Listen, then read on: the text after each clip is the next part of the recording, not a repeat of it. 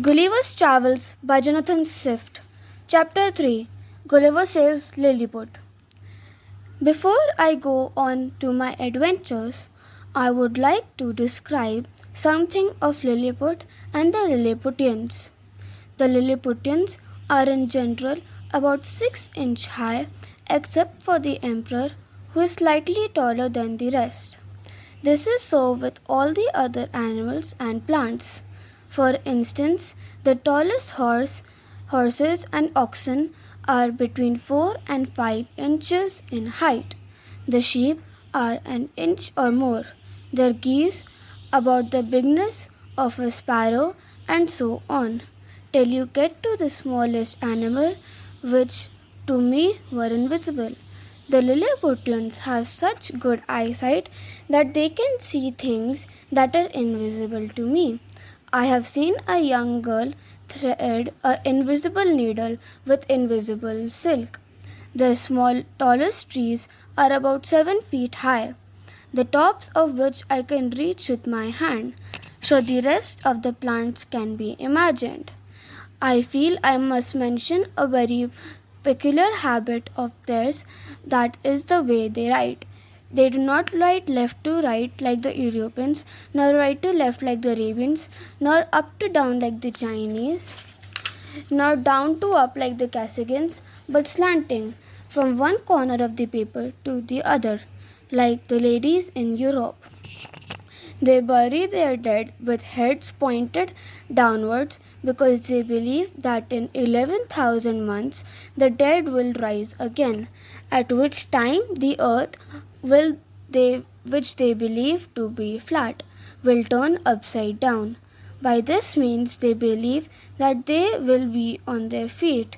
The educated among them do not believe this, but the practice continues. There are other customs which I found different from the customs in my own country, England. But the Lilliputians seem to be living in great harmony and happiness with these laws, however strange they seem to me.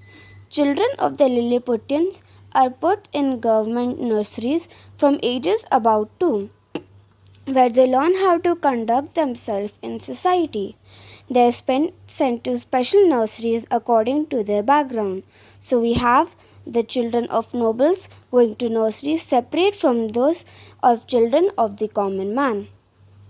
Of course, the children of villagers hardly go to these nurseries, as they only have to learn how to farm, which is something their parents can teach them. There are separate nurseries for boys and girls. The boys being taught how to either become good noblemen or the professions of their parents, and the girls handicrafts and cooking, and all the things that they make a good housewife.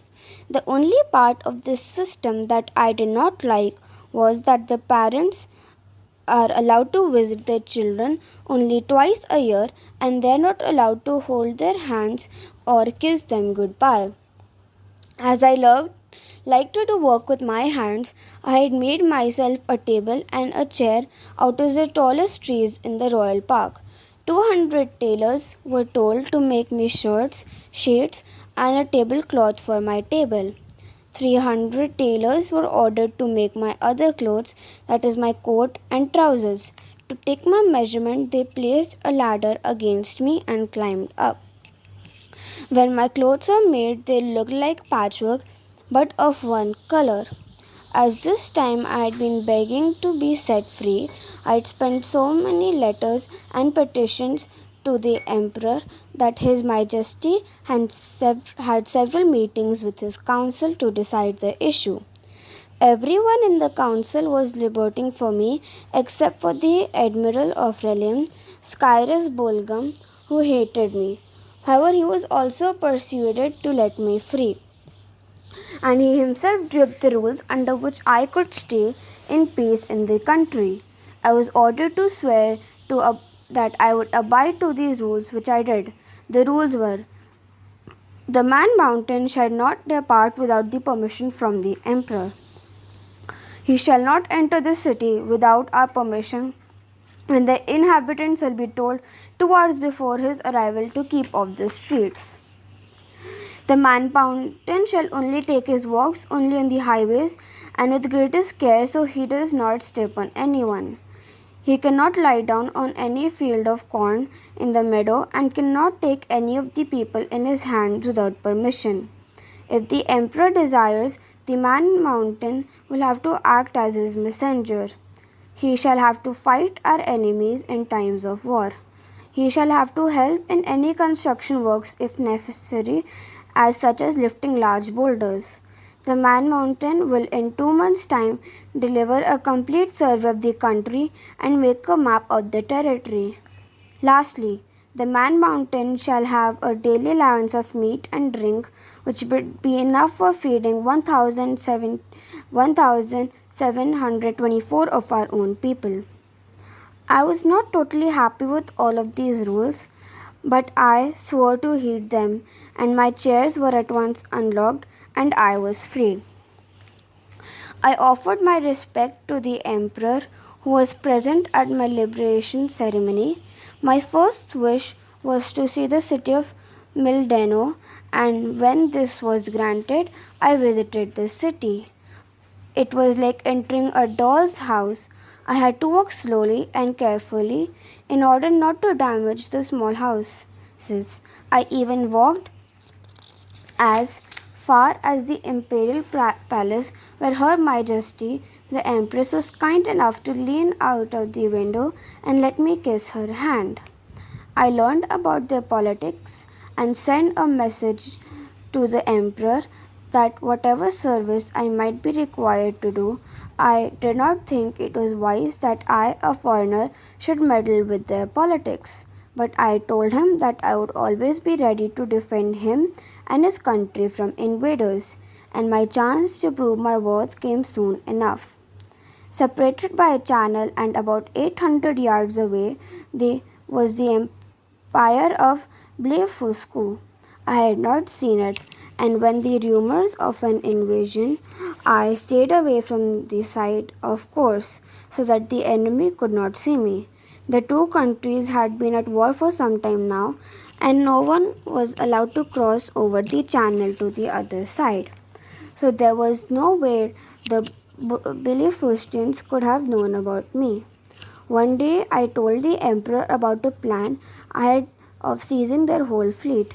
The Lilliputian scouts had informed us that the whole fleet was in harbor, ready to sail soon as the wind changed in their favor.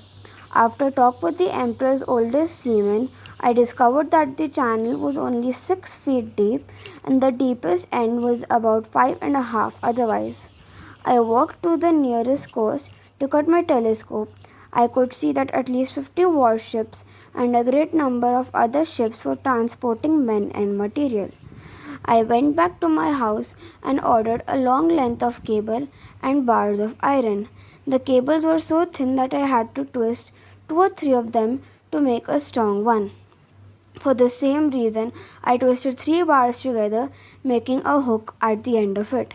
This way, I made 50 hooks and cables and went to the coast. At the coast, I took off my coat, shoes, and socks and waded out to the sea. When I was about 30 yards out to the sea, I had to swim as the water had become quite deep. I swam till my feet touched the ground and reached the fleet in about half an hour. The enemy was so frightened when they saw me that they all jumped off their ships and swam back to the shore.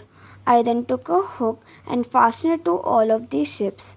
In this way, I tied all of the ships to a hook and then holding them in my hand, waded out towards the sea again. While I was doing this, the enemy fired arrows at me. Some of them were stuck in my face. I was afraid my eyes would get damaged by the arrows, so I took out my reading glasses and wore them. The arrows then hit my glasses without touching my eyes. The Blefuscians had no idea what I was going to do. At first they thought I was going to let the ships drift out to the sea, but when they saw me taking the ships with me, they let out loud screams of grief and sorrow. When I reached Lilliput safely, the whole court and the emperor were at the shore to welcome me. At first they could not see me, as I was up to the neck in the